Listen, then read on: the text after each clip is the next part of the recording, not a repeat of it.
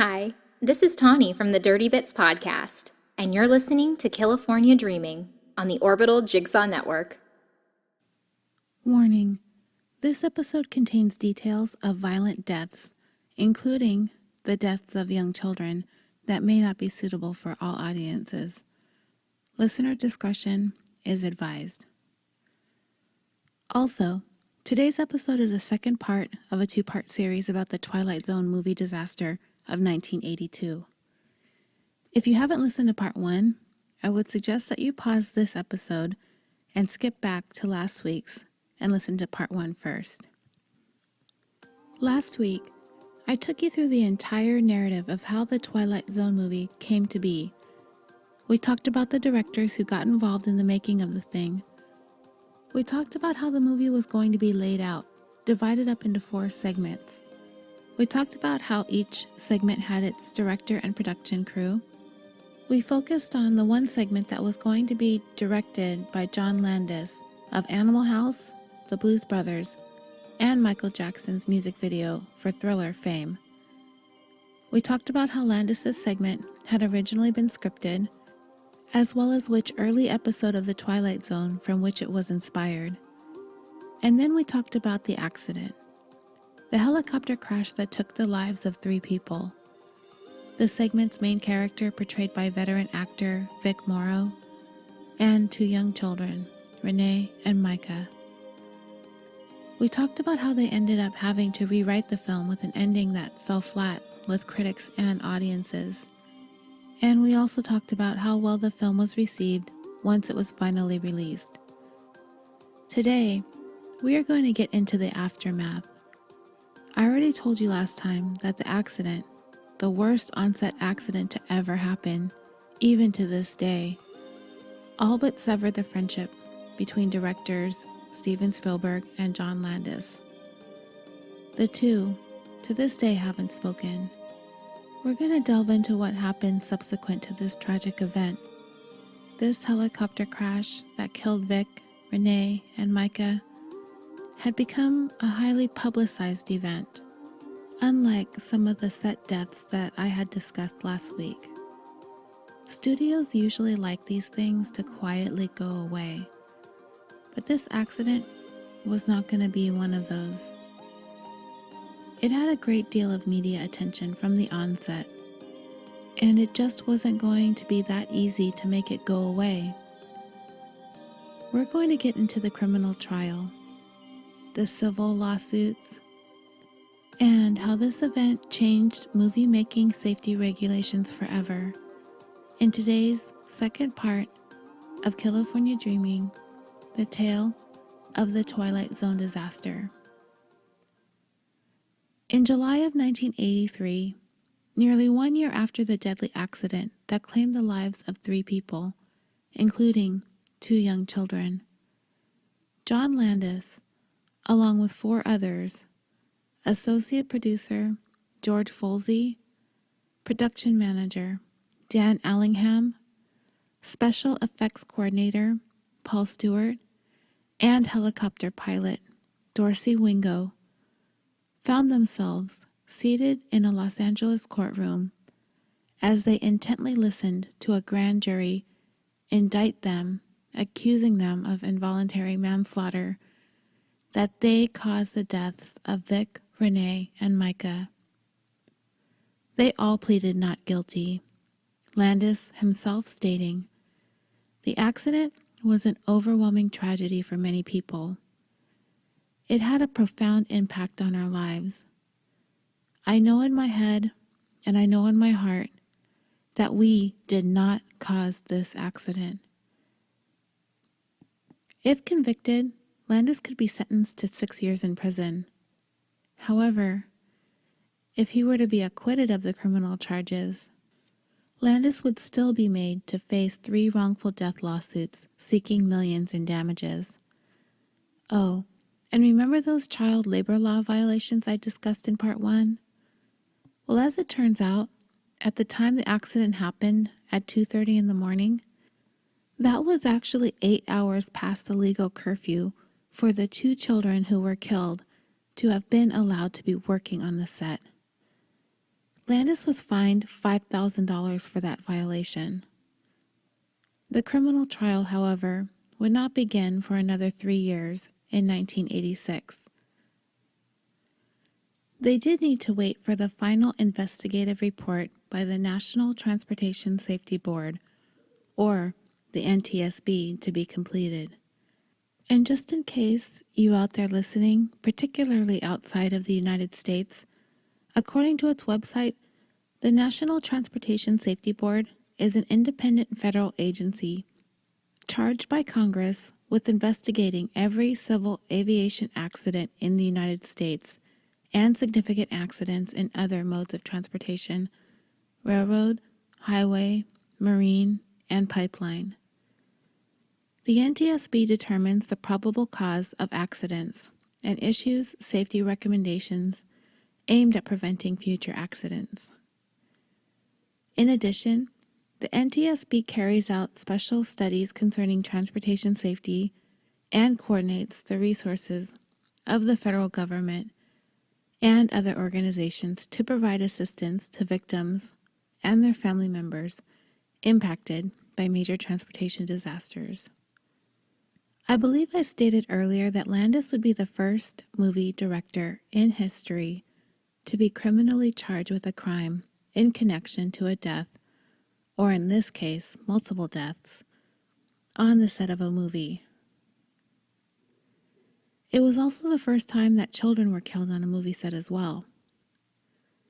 I think most of us, if not all of us, are on the same page when I say that this helicopter crash on the set of The Twilight Zone was an accident. I'm not really trying to split hairs about the director saying this or the pilot doing that or the special effects guy's timing was bad.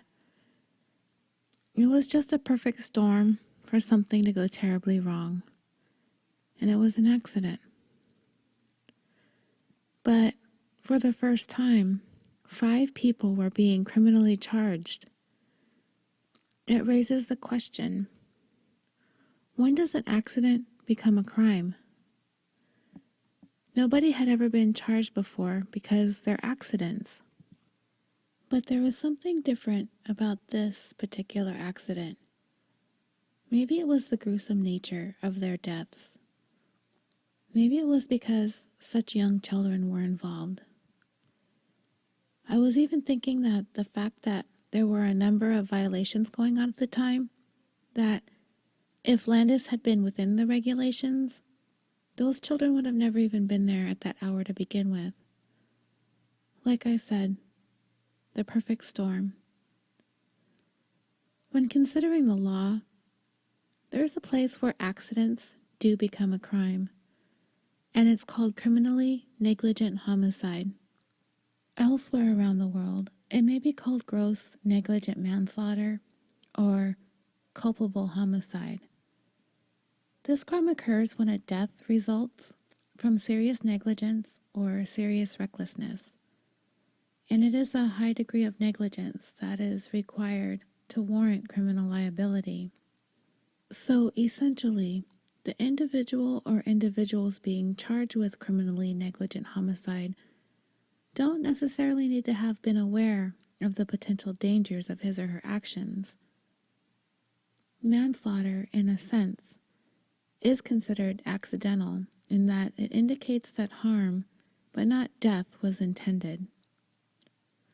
Whatever the case, determining the charge all depends on one major factor. What was the state of mind of the person who was being charged with the crime when the accident occurred? Not only that, in determining justice, the state of mind of the person after the killing can also be taken into account.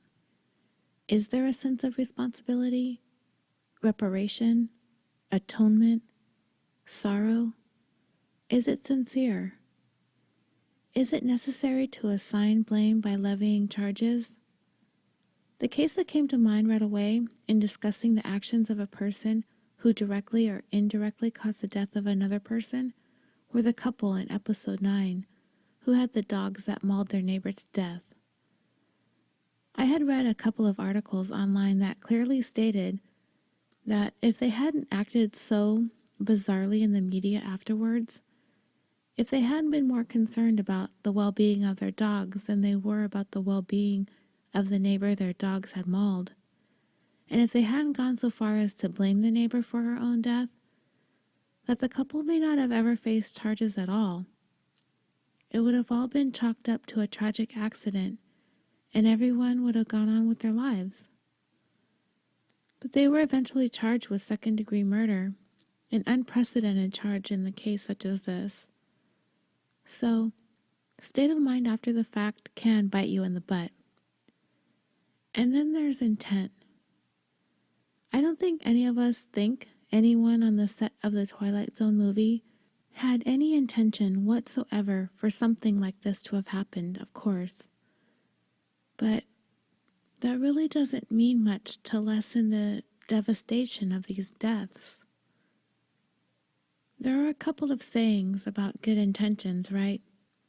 Such as, the opposite of good is good intentions, and the road to hell is paved with good intentions. When you set aside your better judgment, and you push boundaries, and you break rules, sometimes there are consequences. Bad ones, like this. Just because you didn't mean for this to happen, doesn't mean that you shouldn't be held responsible for it. But does it rise to the levels of criminal responsibility? Perhaps. On October 30th, 1984, more than 2 years after the deadly accident on the set of the Twilight Zone movie took the lives of 3 people, the National Transportation Safety Board attributed the crash to a communication failure between the director, John Landis, and the pilot, Dorsey Wingo. Its ruling reads as follows. The probable cause of the accident was the detonation of debris-laden high-temperature special effects explosions too near a low-flying helicopter, leading to foreign object damage to one rotor blade and delamination due to heat and the other rotor blade, the separation of the helicopter's tail rotor assembly, and the uncontrolled descent of the helicopter. The proximity of the helicopter to the special effects explosions was due to a failure to establish communications and coordination between the pilot, who was in command of the helicopter's operation, and the film director, who was in charge of filming operation. And with that, the NTSB laid blame upon the director and the pilot. 3 others would be made to answer to the charges that they acted with negligence on the set while filming that fateful scene, leading to the 3 deaths. The trial began in July of 1986, 4 years after the accident occurred. The 5 defendants from the Hollywood motion picture industry, all of which had pleaded not guilty, would be facing the charge of involuntary manslaughter in the deaths of Vic, Renee, and Micah. In the intervening 4 years, the film industry had reassessed all of the safety standards which govern filmmakers, as they had been taking more and more risks to get that perfect shot. I will talk about how the industry changed in the wake of the Twilight Zone disaster a little bit later. And what about John Landis? How had his career fared in the 4 years since he directed that chopper to go lower? He continued working pretty regularly, pretty much without skipping a beat in the time between the accident and the trial. He directed a handful of movies and sprinkled in some television shows and music videos. As a matter of fact, he was in the middle of directing Thriller when the accident occurred. You might be likely to think that this accident would have been a huge detriment to a director's career, and I will also get into that a little bit later. And I mean, from what I read, mostly everyone involved in the Twilight Zone struggled to find work in the years following. But seemingly Landis was doing okay. As a matter of fact, to most looking on, it appeared to be quite the opposite. His career seemed just as strong and dynamic as it had been prior to the accident. Landis had tremendous support of a lot of people in Hollywood. There were some exceptions like Steven Spielberg, but I don't know. He wasn't talking to the guy anymore. I don't know if he felt like Landis's actions rose to the levels of criminality, but as it were, most of Landis's peers, most of his colleagues felt criminal charges were not justified, that it was an accident, just like many before and many that would follow. No director would ever want something like this to happen on one of their sets. And many people did not feel this accident was a crime. But the Los Angeles County District Attorney and prosecutor would disagree. Of course, everyone in the film industry was keeping a close eye on this trial as it began to unfold. When Rolling Stone magazine wrote an article in 1984 examining the issue of the extent of responsibility of movie directors, a host of Hollywood directors spoke out in an open letter to the magazine defending Landis, including Francis Ford Coppola, George Lucas, John Huston, Sidney Lumet, Bill Wilder, and Fred Zinman. They insisted that directors perform only the artistic function of designing movies, and that they depend on the skills and professional responsibility of others involved in the production. For court watchers at the time, and from the looks of the cast of attorneys on both sides of the aisle, this case was going to be a knockdown, drag-out fight. The chief prosecutor was Leah DiAgostino, a deputy DA who had been given the nickname the Dragon Lady by her peers, as she appeared to be a quite elegant and sophisticated woman, but tended to be rather theatrical, sometimes over the top in the courtroom. But you know what? I don't think the same things would have been said or written about her if she had been a male prosecutor, actually. So I will not be referring to DiAgostino as the Dragon Lady, nor will I refer to her diminutive stature, as many articles back in the 80s seemed to do so. This woman was taking on 7 incredibly prominent defense attorneys Landis had stacked up to take her on, which was probably a smart move on his part, because from all accounts, District Attorney DiAgostino was tough. Doesn't this sound kind of like a little dream team a la O.J. Simpson-esque to you? I thought so too. Out of Landis's own dream team, the most prominent of his defense attorneys was a gentleman by the name of James Neal. He was a former Watergate prosecutor. One of the first things he did, along with co-counsel Harland W. Braun, was to stand up and announce, "There is something terribly wrong here," he had told the judge.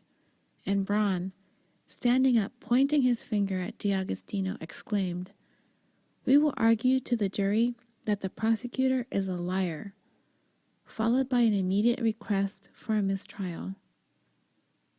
They didn't just try this once, but several times, and each time she pushed forward, as she was determined to see Landis and the 4 defendants behind bars for involuntary manslaughter.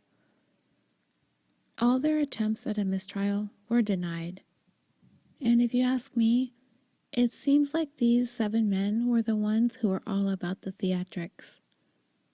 The courtroom confrontations between DiAgostino and the 7 defense attorneys garnered almost as much media attention as the actual accident had. And you can bet the courtroom dynamics between the defense and the prosecution were being watched closely, because, in a sense, Hollywood itself was on trial. Ever since the Twilight Zone accident, more and more allegations have arisen that some filmmakers had been sacrificing safety of the actors for years in order to achieve dangerous special effects. Regardless of the outcome of the case, there were certainly going to be changes made when it came to safety guidelines. The defense attorneys, after a while, began to sound like a group of bratty kids, saying things like D'Agostino was ignoring normal courtroom courtesies by forcing the defense to laboriously lay out a foundation for everything it wanted to present. In other words, they don't like the way she's making them do their job. Also said was, quote, she's turning the trial into an expression of her own ego, unquote. Another defense attorney stated, not only do we want our clients exonerated, we want to see her eat it too. That she's developed tunnel vision, that this case is consuming her life, and she was a win at any cost prosecutor. And what was her unmoved response? If they want to attack me personally, if that's the only way they can divert attention from the facts of the case, then they'll do it. I find it really amusing and flattering that 7 top, highly paid attorneys have to stoop to these tactics to get rid of Lea D'Agostino. You cannot dispute the facts that 3 people are dead, needlessly, for a motion picture. And there is no motion picture in the world worth 1 human life, let alone 3. Lead attorney Neal would say of D'Agostino, if the prosecutor kept her mouth shut, I would have kept my mouth shut. I've always believed that lawyers can fight each other in court and be friends. But I perceive an unrelieved animosity on the part of Ms. D'Agostino. In Neal, D'Agostino would face one of the toughest adversaries in her career, as she refers to him as the master puppeteer. Aside from his role as chief Watergate prosecutor, he also successfully prosecuted Jimmy Hoffa for Attorney General Robert Kennedy, and as a defense attorney, he gained acquittals for the Ford Motor Company in the case of the Pinto gas tank fires, and for Louisiana Governor Edwin Edwards in his racketeering trial. But this would be his first case involving the movie industry, and he seems to not be fazed by any of it at all. And in contrast, D'Agostino is a relative newcomer as an attorney. The victims of crimes of cases that she has prosecuted appreciated her sympathy and dedication to seeking justice for them, while defendants and their lawyers generally despise her. And Landis's septet of attorneys were no exception. It would be the contention of the prosecutor that Landis and his co-defendants engaged in conduct that was grossly negligent, that placed the lives of Vic, Renee, and Micah in an inherently dangerous situation, and that is what, in fact, resulted in their deaths. The case against him would also include allegations made by various witnesses on the set that Landis ordered the helicopter to descend to only 30 feet above a hut that he knew was going to be blown up, an accusation that Landis denied. The explosives expert, James Chamomile, the one who detonated the fatal blast, had been offered immunity in return for turning state's evidence and testifying against the defendants.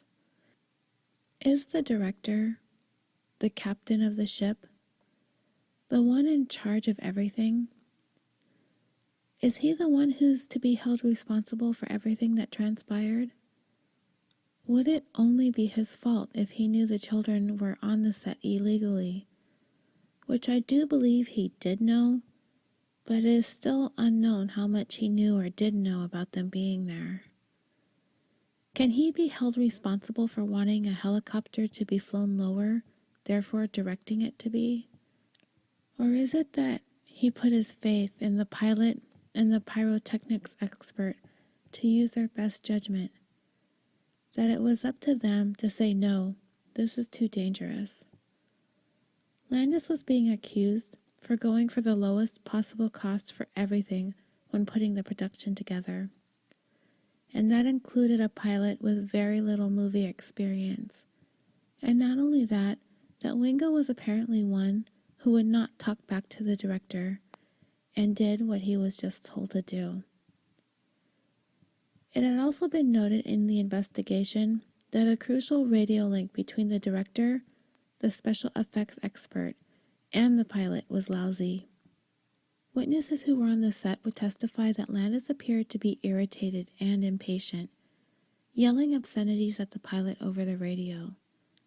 The contention was that he was under pressure because the production was reportedly behind schedule. As a result, under a tremendous amount of stress, Landis was somewhat volatile.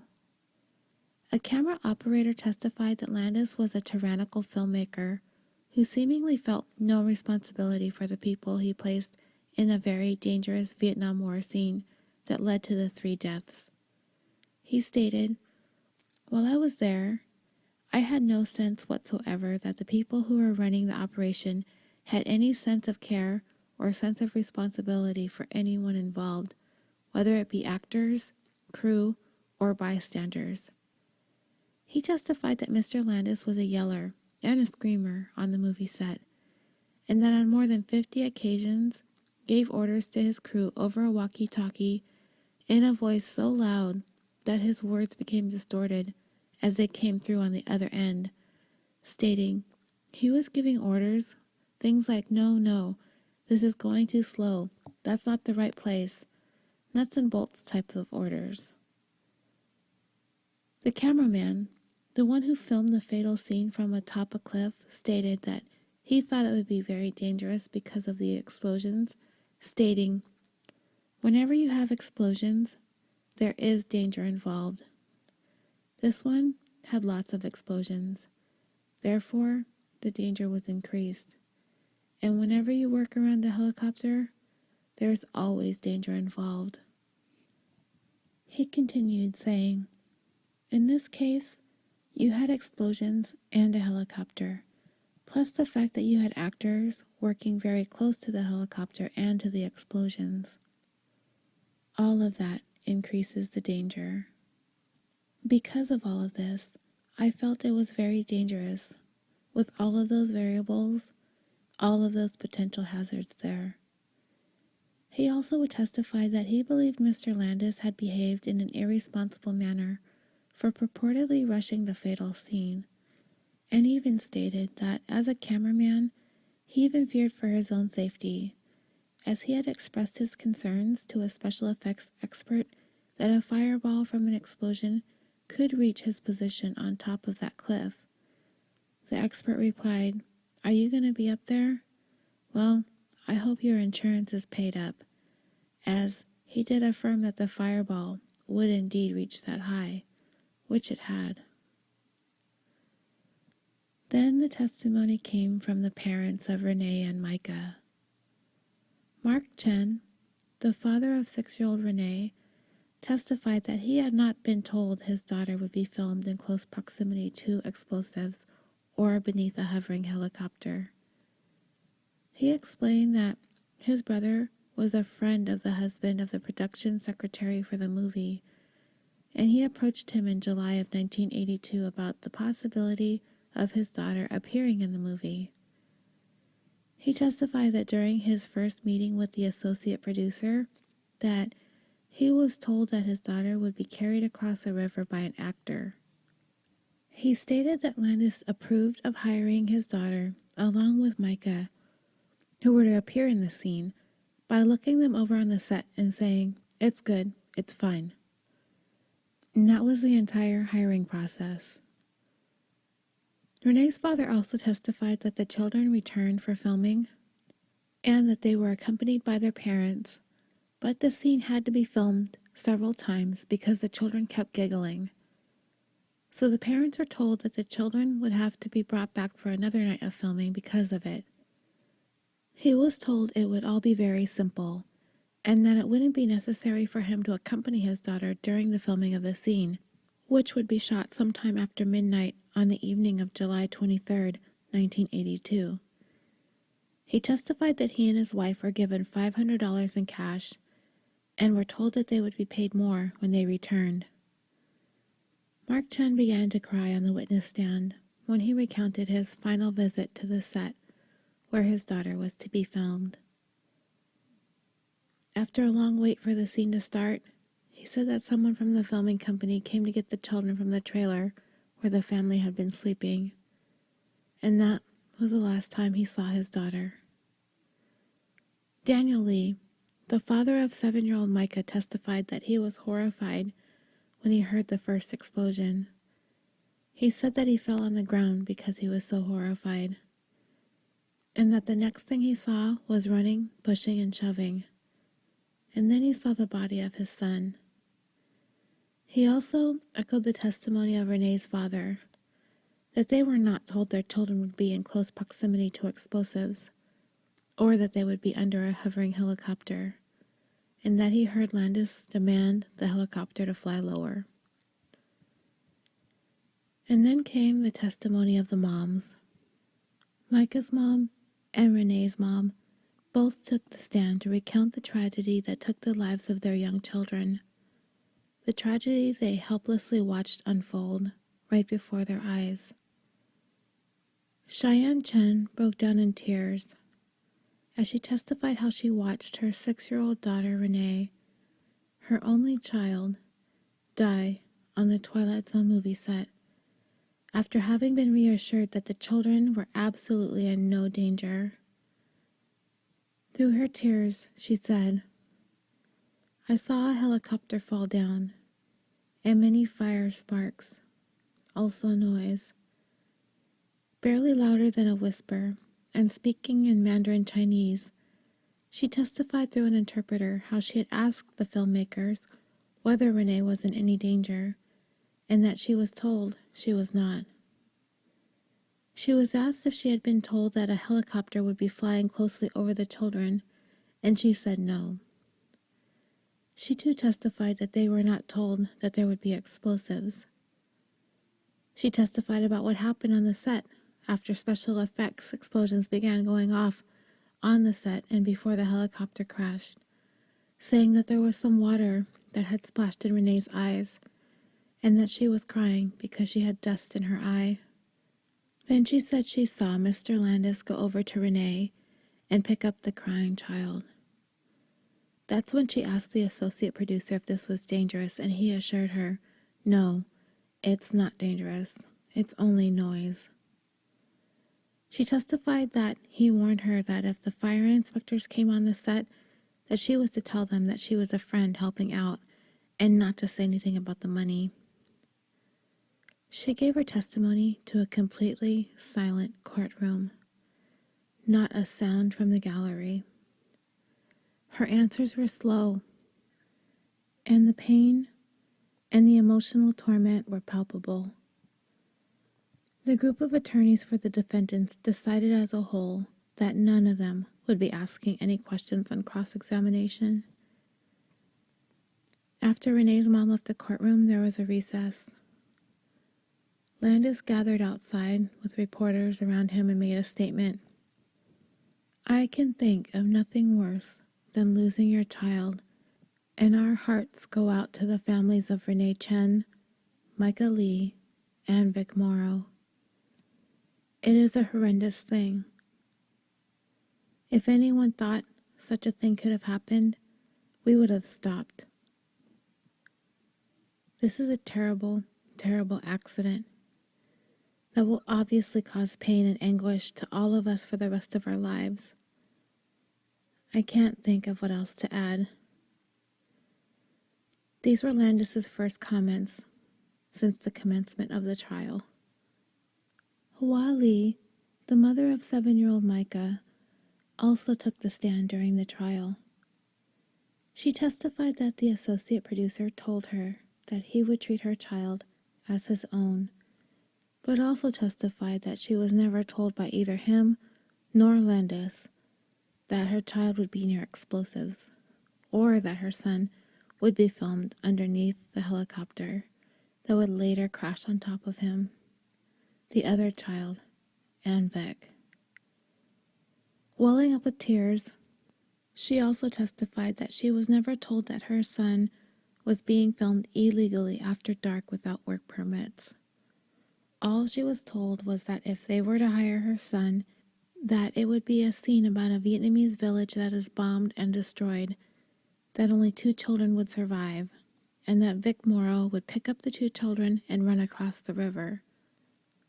What's more is that the associate producer led her to believe that in the movie, the Vietnamese village would have already been bombed and destroyed before the children were to be on the set. She said that he looked at Landis and at the producer and said, "We hire them." She said that she and her son were driven to the film set by a movie driver the day before the fatal crash. She testified that she was also told by the associate producer on the day of the fatal crash that she didn't have to come back to the set, that he would just pick them up, and he promised her that he would treat their children as his own. At about 2 a.m. the next morning, she testified that the producer came to the trailer they were sleeping in to take the children to the village scene. She said that they wanted to take the children without the parents, but she insisted on going along.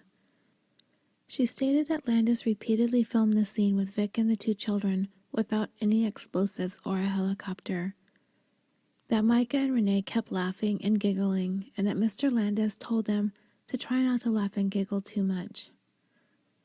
By about 4 a.m., she was told that they would not be able to complete the scene at that time, that the sun was going to rise soon. She was asked to bring her son back to the set later that day, but she said she was too tired. The producer offered to have a driver bring her son there and back, and promised he would treat him as his own, to which she agreed. She never saw her son alive again. She was paid $500 cash for the use of her son on the set of that movie.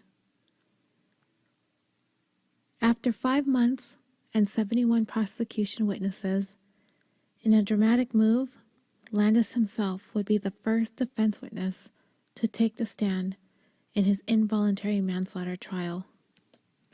He disputed the testimony of every single witness that took the stand, including the testimony of the moms and dads of Micah and Renee. He did acknowledge to the jury that he had, in fact, illegally hired the 2 child actors who, along with Vic, were struck and killed by the crippled helicopter. But he added that he never realized that the war scene with the explosives would cause a fireball that would hit the aircraft, causing it to spin out of control and go down. As he stated, he never realized the danger. When asked what he had explained to the parents of Micah and Renee in terms of what their part of the filming of the movie would entail, he testified that he told them the whole story of this segment, which directly contradicts the testimony of all 4 parents. He did add that he did not personally inform the parents that the film crew did not have a necessary state permit to employ the children, stating that he directed the associate producer, and now co-defendant, to do so. He explained that because the state labor commissioner would not issue a permit for late-night filming of children, not because of the fears of filming would be dangerous, that they decided to break the law. He acknowledged that they knowingly decided to wrongly violate the child labor law. His attorney asked, "Do you recognize, John, that that was wrong?" "Yes," Landis replied. During his testimony, Landis attempted to counter prosecution witness testimony, including the parents, a casting director, and the camera operator. The casting director had testified that when Landis described the Vietnam battle scene to her a month before filming, she told him that it kind of sounded dangerous to her. When asked if she had made such a statement, Landis replied, "Absolutely not." A camera operator testified that Landis said to him that we may lose the helicopter, and again, Landis denied making those statements as well. He did acknowledge that he was talked to about perhaps using dummies or little people instead of the children, but it was never about an issue of safety. The assistant director never complained about it directly to Landis because everyone was intimidated by him. He repeatedly defended himself, maintaining that he held many meetings on the set with members of his crew in which safety concerns were addressed. The prosecutor kept accusing Landis of the opposite, that this accident was caused in large part by a lack of planning and coordination. Outside the courtroom following Landis's testimony, Prosecutor D'Agostino stated, "If he's telling the truth, then so far, at least 19 other people are lying. The whole world is lying except for John Landis." Up next, she would have a crack at him. And I will get into the cross-examination after a short word from our sponsor, Blueberry. Creating a podcast is not as easy as recording your show and uploading an MP3. There is so much involved with it, so in order to get the most out of your show, you're going to need additional services, such as fast and reliable hosting, accurate download stats, an easy-to-set-up web page that removes all of the pain points and just allows you to focus your time and effort on creating your amazing content. Blueberry, that's Blubrry, offers an array of products, from the simplest media hosting all the way up to a fully integrated WordPress site with their PowerPress Deluxe sites. If you already have a podcast up and running, or if you've been dreaming about starting your own, head on over to www.orbitaljigsaw.com/dream, sign your show up, and get your first month for free. Yeah, I said free. The Blueberry support team is ready and willing to help you migrate your existing show with their free tools and without losing any of your subscribers. Take your podcast to the next level today with Blueberry and get your first month for free using the promo code DREAM. And now, back to the show. In a very tense, very emotional cross-examination, Landis insisted that he had no reason to believe that the filming sequence in which Vic, Renee, and Micah were killed would prove to be dangerous. His voice, shaky, sometimes breaking, he described the tragedy to the court when questioned by Prosecutor D'Agostino. But he stuck to his story that more than a dozen prosecution witnesses gave untruthful testimony when they insisted that he was forewarned of the danger of the Vietnam battle scene he was putting together. He stated, "I think it is very easy, after an accident, to make pronouncements about how things should or should not have been done. I think it's simple in hindsight to make vast and broad statements that ultimately are self-serving and puts yourself in a good light." In a blistering cross-examination, D'Agostino cited a long list of witnesses whose testimony Landis had contradicted: camera operators, the casting director, the production secretary, a photographer, fire safety officers, and even the children's own parents, stating, "I find it somewhat incredible. Why would these people manufacture this evidence?" She peppered him with questions vigorously, asking him whether or not he was putting on an act on the stand when he began sniffling and speaking with abbreviated pauses during his direct examination by his attorney. When addressing the media following her cross-examination, D'Agostino said, "It was a perfectly orchestrated script. Just the right amount of hesitancy, just the right amount of looking down, the right amount of looking at the jury, too. I frankly wish I had an Oscar I could have given him. If you're not crying when the parents of the children were sobbing their hearts out on the witness stand, then I don't know what other time you would cry." She did her best to drive home her point to the jury. During the cross-examination, Landis seemingly was able to maintain his composure, succinctly responding to the peppering of questions D'Agostino was throwing at him in a relatively rapid-fire manner. She was described by some, sitting in the gallery, as coming across like an irate mother scolding her son who messed up pretty bad. But Landis stood firm, reiterating over and over that no one told him that the proposed Vietnam War scene was dangerous. The prosecutor shot back, "Did you, Mr. Landis, need anyone to tell you that?" His answer? "Yes." If my own common sense was allowing something to take place that I had no expertise in, I would expect someone to tell me, no, that's dangerous. D'Agostino came right back at him. Do you feel you need expertise to decide that it is dangerous to place human beings that close to explosives going 150 feet in the air, 24 feet under a helicopter? Yes, he stated. She responded in an almost what sounded like rhetorical question. What type of expertise do you feel you need? Landis answered, I did not think having those three things in combination was dangerous in and of itself. Later again, outside the court to the media, D'Agostino said, You don't have to be a John Landis. I don't think you have to be anyone other than a human being with an ounce of common sense to understand that that is dangerous. For Landis to sit up there with a perfectly straight face and say that the thought never occurred to him is the most incredible thing of anything that he has said. Also in his testimony, Landis again reiterated that despite what the tearful, devastated parents said on the witness stand, he insisted he told the children's parents the story of the proposed film sequence. But he did admit that he did not tell them how large the explosions were going to be or how close in proximity the children would be to the explosions. Landis also, during his testimony, proceeded to run the gamut of denials regarding the things attributed to him from previous witnesses.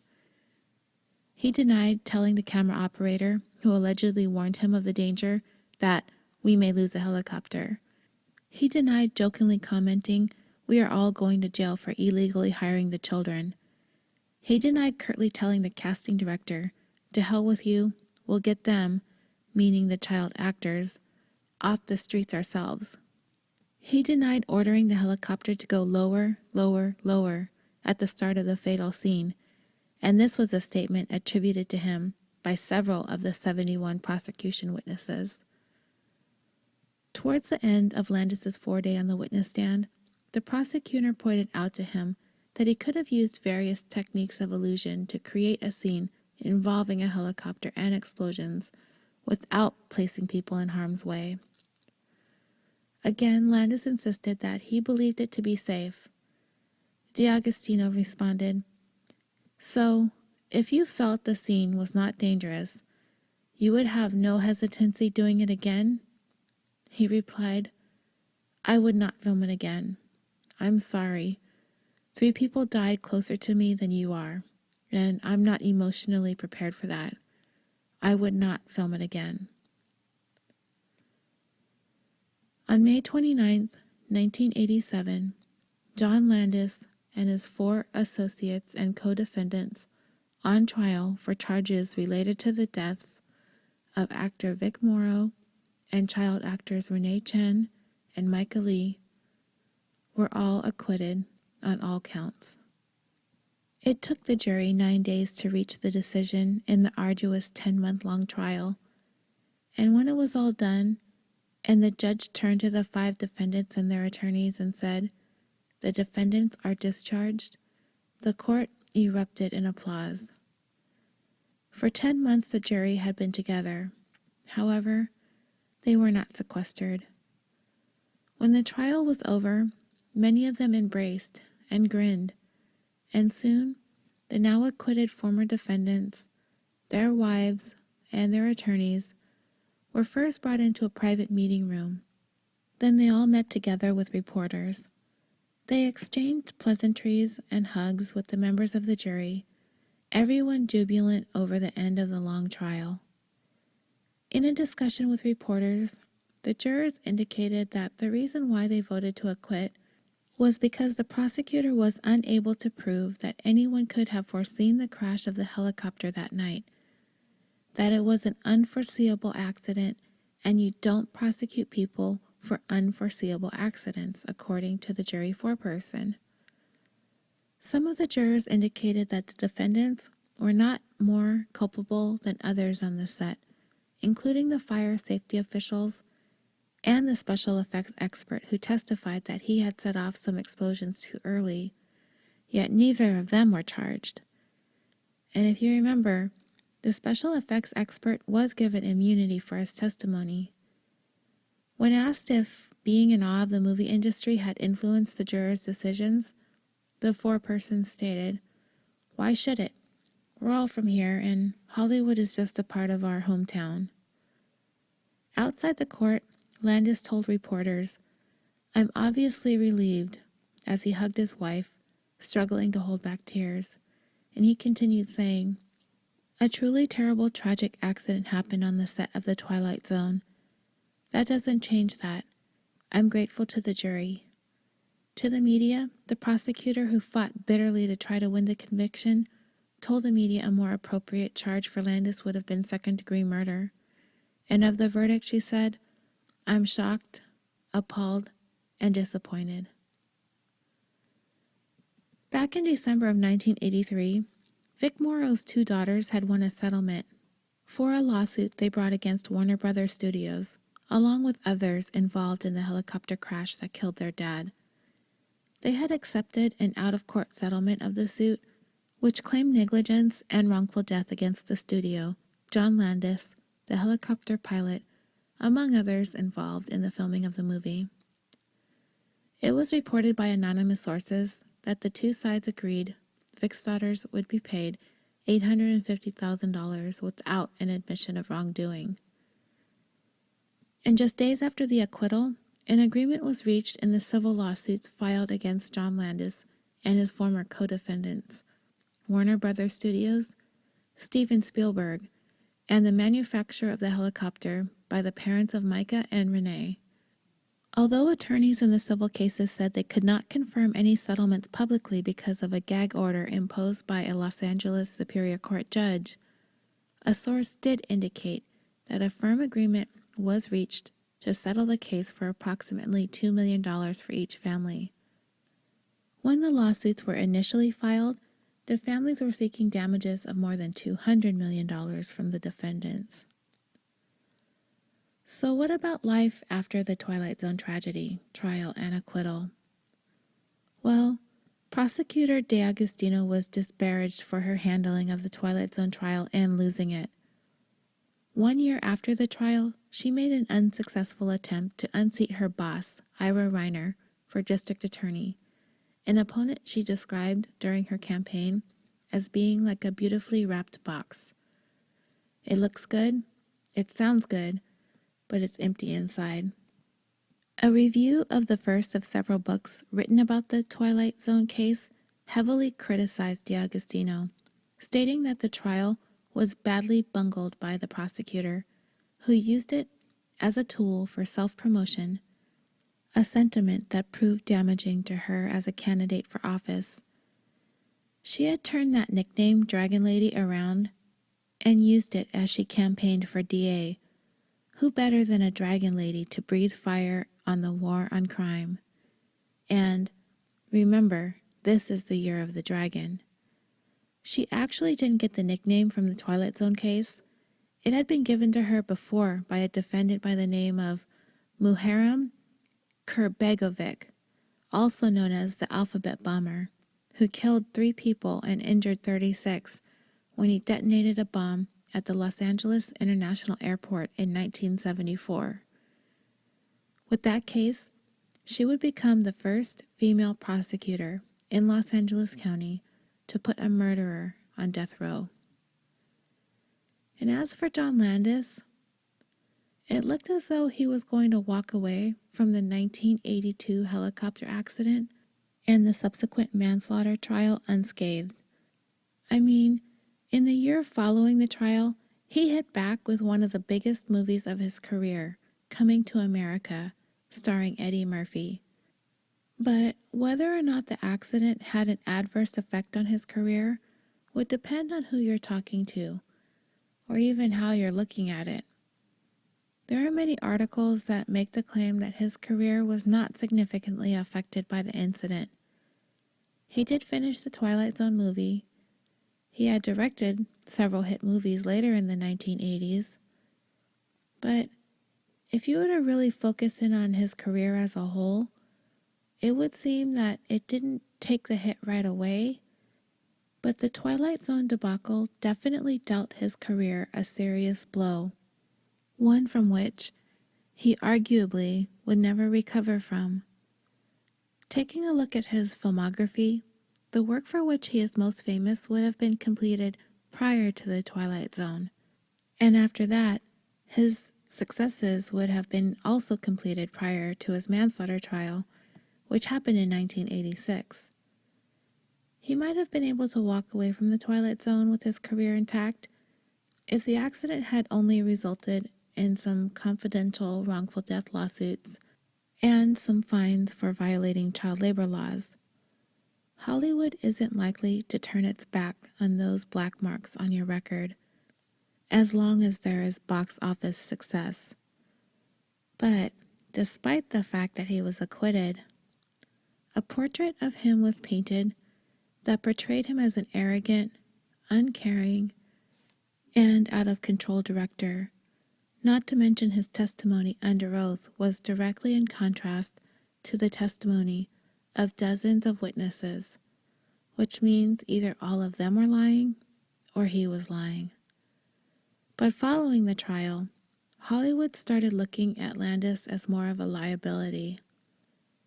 Filmmaking is a business, and John Landis meant that you had to take a chance on him, and studios really wanted to keep their distance.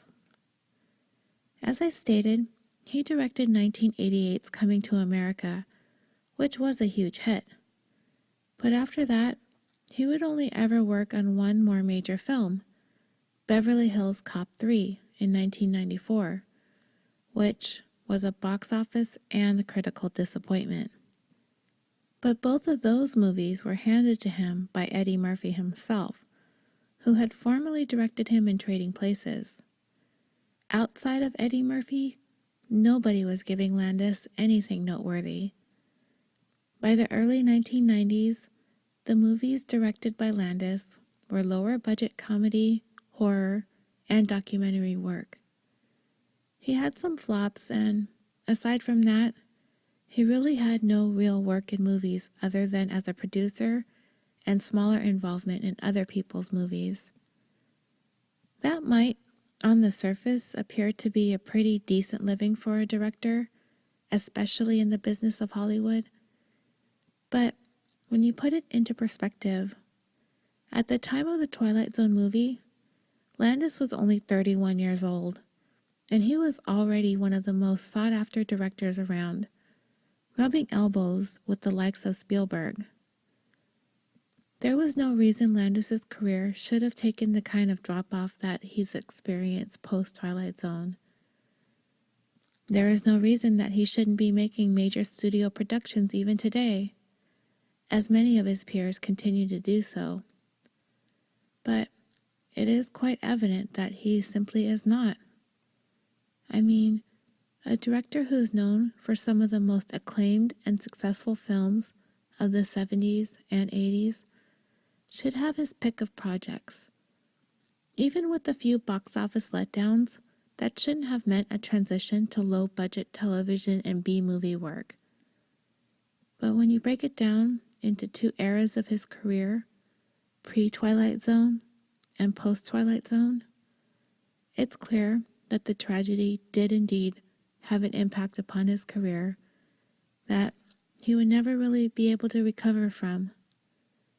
He's managed to fare relatively comfortably, though, I'm certain of that. But unlike the families of Vic, Micah, and Renee, his life wasn't completely destroyed. One of the aspects of this story, in the time following the trial, kind of bothered me. And I don't know if when I tell you this part, if it's going to rub you the wrong way like it did me, but a little more than a year after Landis was acquitted on the manslaughter charges, the jury that found him not guilty was personally invited by Landis to a special screening party at Paramount Studios of his new movie, Coming to America, and they were told to bring as many guests as they wanted. The invite was extended to all 12 jurors and the 4 alternates. Even 2 members of the defense team publicly stated that Landis's invite left a bad taste in their mouth. Essentially, the case had been resolved from a criminal standpoint, but from a moral standpoint, that issue never really had been resolved. Landis never stood before the families of Vic, Renee, or Micah and took responsibilities for their deaths. And people were wondering, did Landis invite the Morrows, Chens, and Lees to the exclusive screening too? Weren't they a part of the case as well? And what did Prosecutor D'Agostino have to say about it when questioned by the media? She stated, "I think the jurors would have probably preferred to have been invited to the party he threw for himself to celebrate the 1-year anniversary of the verdict, rather than a screening of a movie that I understand is not very good." So, as awful as the accident that occurred on the set of The Twilight Zone back in 1982 was, there was some good that did come of it. Warner Brothers immediately set in motion a complete overhaul of the movie industry's approach to safety on the set. A committee was assembled that developed a set of standards for every single aspect of filmmaking, including gunfire, fixed-wing aircraft, special effects, and pyrotechnics and smoke effects. Every motion picture guild and union in the industry was represented. The committee took everyone's input and collected them into a group of industry standards called safety bulletins. All the studios were then required to issue a manual to each of their employees based on the bulletins, known as the Injury and Illness Prevention Program. The guidelines are regularly updated and are now digitized, and the current versions can be viewed online. It was by no means a speedy process, however, and the standards constantly need to be updated. And despite all of the efforts in the world to improve safety, accidents continue to happen. Tragic ones. Veteran pilot Art Scholl was killed when his plane went into a flat spin stunt maneuver that he was unable to recover from and ultimately crashed into the Pacific Ocean during the filming of Top Gun. That movie, if you've seen it and noticed, is dedicated to him. Stuntman Reed Rendell was killed in a helicopter crash on the set of Airwolf. And actors Brandon Lee, who I mentioned in part 1, and John Eric Hexum, star of the NBC series Voyagers, were killed by guns on the set that were supposed to be loaded with blanks. And after every mishap, new safety bulletins are issued. For example, when stuntman Dar Robinson died in a remote filming location after rupturing his spleen in a stunt during the filming of $1 Million Mystery, it became mandatory for an ambulance to be present on the sets at all times. Also, prior to the Twilight Zone accident, insurance companies didn't look at the movie business as a source of profit because film sets were simply too unsafe and the likelihood of a payout was just too high. After the Twilight Zone, and the industry's renewed commitment to improving safety, along with increased budgets for insurance carriers, it made Hollywood a better risk, and soon more affordable rates to underwrite shoots became a part of the movie-making business. And that meant the industry had to abide by the demands of the insurance companies. Insurance companies want to know everything about the movie. They want to know the background of everyone working on the film. They want to see licenses. They want to see permits. They want to see materials, how many people are working on the set, the distances they will be from explosives, right down to how many fire extinguishers there are. Then the fire department has to come along with a list of safety criteria that needs to be checked off. And it keeps filmmakers responsible for everything before they can be covered. And of course, we can't forget that in today's world, the rise of computer-generated imagery has taken much of the danger out of stunts, especially the special effects stuff that requires explosions and pyrotechnics. And with all the safety standards now in place, hopefully what happened to Vic, Renee, and Micah more than 35 years ago will never happen again, especially as Warner Brothers is currently entertaining the idea of mounting another remake of The Twilight Zone. And one last thing before I end this story. Remember I told you early on in part 1 that there was indeed a criminal prosecution related to a death during the filming of a movie? John Landis and his associates were the first to be criminally charged in relation to deaths on a movie set, but they were not convicted. The one conviction came in 2014, on the first day of filming of Midnight Rider, the Greg Allman story. The crew was on an active railroad trestle, filming a dream sequence in which actor William Hurt would be laying on a bed on the train tracks. A warning was given to everyone that if they heard an approaching train, they had 60 seconds to make a run for it. So when the horn of the train blew, everyone dropped everything to get off the trestle. Some of the crew were trying to get the bed off the tracks in order to prevent a derailment, but they were unable to do so and had to abandon the bed on the tracks. Camera assistant Sarah Jones tried to make her way off the tracks as well, but she was lugging 2 huge bags full of expensive camera equipment, and the bed was still in her way. So when the train struck the bed, it knocked her directly into the path of the train, killing her instantly and injuring 7 others. The director, the producer, the executive producer, and the first assistant director were charged with involuntary manslaughter and criminal trespass. The director pled guilty and received a 10-year sentence, 2 years of incarceration, 8 years of probation. And the producer also received a plea deal and was sentenced up to 10 years of probation, and the charges against the other 2 were dropped. Unlike Landis, in the accident that occurred in 1982, director Randall Miller publicly accepted responsibility for the accident. His full statement reads as follows. On February 20th, 2014, a great number of mistakes were made, and the terrible accident occurred, which took Sarah Jones's life. It was a horrible tragedy that will haunt me forever. Although I relied on my team, it is ultimately my responsibility, and it was my decision to shoot the scripted scene that caused this tragedy. I pleaded guilty for 3 reasons. First, to protect my wife and family. Second, out of respect for the Jones family and not to put them through a difficult trial. And third, to take responsibility for my failure in not knowing that every safety measure was in place. The location manager, the production designer, the unit production manager, the cinematographer, assistant director, and all others all made mistakes that led to this. But I have taken responsibility because I could have asked more questions, and I was the one in charge. I have worked in the film industry as a director for 25 years and never had a significant accident of any kind on one of my sets. I am heartbroken over this. I hope my actions have spared the Jones family more anguish, and that the on-set safety measures that were lacking before this terrible tragedy will now take precedence for all in the industry. And with that, I will bring this second part of the Twilight Zone disaster to a close.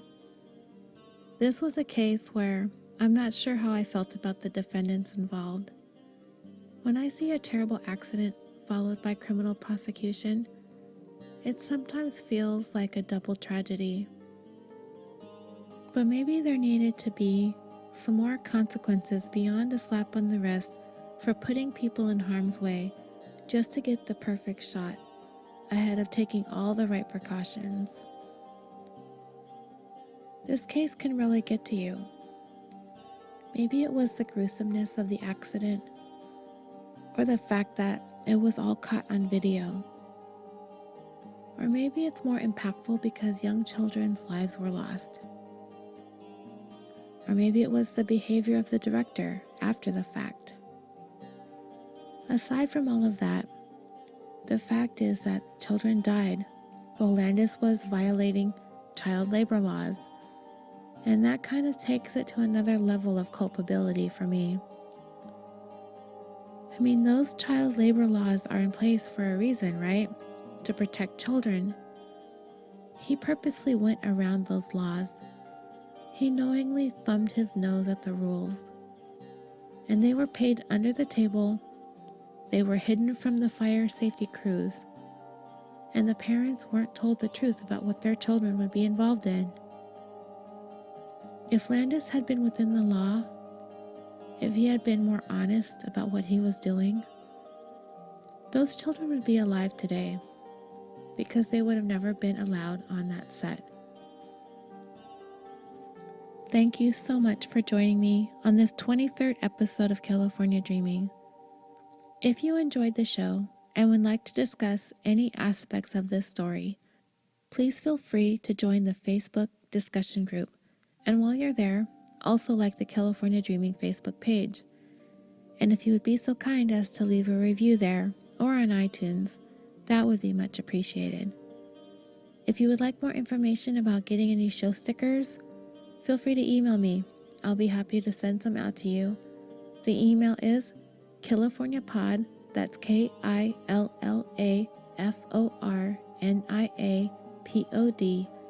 @yahoo.com. California Dreaming is now proudly a part of the Orbital Jigsaw Network. We are a small but growing family of amazing podcasts across a number of genres.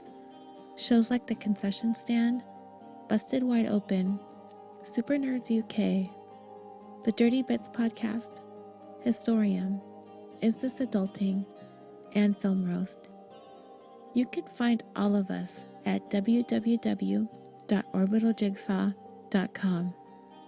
Also there, you can find the link to the TeePublic Orbital Jigsaw merchandise store, where you can get that California Dreaming hoodie or coffee mug that you've been dying to get your hands on. I've seen a couple of listeners post the things that they've purchased on TeePublic, and it's not just me buying stuff for my family and friends, okay? So don't forget to check that out. I will post a link in the show notes and on social media as always. I also need to give a big, huge thank you to everyone who has become a Patreon supporter of California Dreaming. I am slowly but surely growing the show, and I am working towards bringing more perks for those who jump in on any level. Everyone gets access to exclusive content, including original bonus episodes and, like this, early releases. Anytime I have a multi-part series, I will always try to get the second parts up early. I've also got stickers and I've got refrigerator magnets. And if you for some reason have pledged support and you have not received a card in the mail from me, please email me and let me know, and I will fix that immediately. I also have a whole bunch of Twitter shoutouts from when I asked you guys to like, comment, quote, retweet, GIF, whatever I asked you guys to do. And so many of you responded, so let me try to make sure I get all of you. Big shout outs to the Historian Podcast, my pod brother, Mary, The Real Mike G, Lauren Bessie, McCashin Nyberg, Mo, Tony Torres, Murder Down Under Podcast, the Mysteries and Urban Legends Podcast, True Crime Sweden Podcast, Hello Life WTF, the Lust Mordia Podcast, UK Chav STU, Chalkboard Castles, Miles and Crawford, the Pod Stuff Podcast, True Crime 204, Can We Cult, Dexter Skyhook, That's Weird Podcast, Greg Hopkins, Heebie Jeebie Babes Podcast, Drinks with Larry, Blood on the Rocks Podcast, Varmints Podcast, Nature vs. Narcissism, Two of a Kind and True Crime, Natan Van Alast, Tiffany Robertson, BS Pod PHX, Tracy Faw, Nikki's Podcast, Sib's Web Series, Idiot Podcast, OTP DX Fan 99, Good Nightmare Podcast, We're All Mad Here, Tiger Storm, Amber Lecter, and of course, the fabulous Cambo of True Crime Island. I think that's all of you who liked, commented, gifted, or retweeted me on Twitter. Thank you all for playing along, and until next time, sweet dreams.